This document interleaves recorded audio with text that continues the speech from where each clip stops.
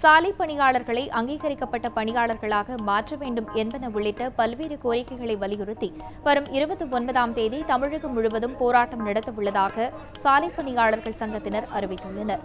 மதுரையில் நடைபெற்ற மாநில செயற்குழுவில் கோட்ட பொறியாளர் அலுவலகங்கள் முன்பு கருப்பு பட்டை அணிந்து போராட்டம் நடத்தவுள்ளதாகவும் தெரிவித்தனர். முல்லை பெரியாறு அணையை உடைப்பேன் என்று கூறிய கேரள முன்னாள் முதல்வர் உம்மன் சாண்டியை கண்டித்து நாம் தமிழர் கட்சி சார்பில் கண்டன ஆர்ப்பாட்டம் நடைபெற்றது. நெல்லை சந்திப்பு பகுதியில் நடைபெற்ற ஆர்ப்பாட்டத்தில் திருநெல்வேலி, விருதுநகர் மாவட்ட மக்களின் வாழ்வாதாரமான செண்பகவல்லி அணையை சேதப்படுத்திய கேரள அரசை எதிர்த்து கண்டன முழக்கங்கள் எழுப்பப்பட்டன. மதுரை அரசு ராஜாஜி மருத்துவமனை வளாகத்திலேயே மருத்துவ கழிவுகளை கொட்டி வருவதால் சுகாதாரமற்ற சூழ்நிலை உருவாகியுள்ளது. குளுக்கோஸ் பாட்டில்கள், ஊசிகள், சிரிஞ்சுகள் உள்ளிட்டவற்றை மருத்துவமனை வளாகத்தில் கொட்டுவதால் நோய் மேலும் பரவக்கூடிய நிலை இருப்பதாக புகார் எழுந்துள்ளது.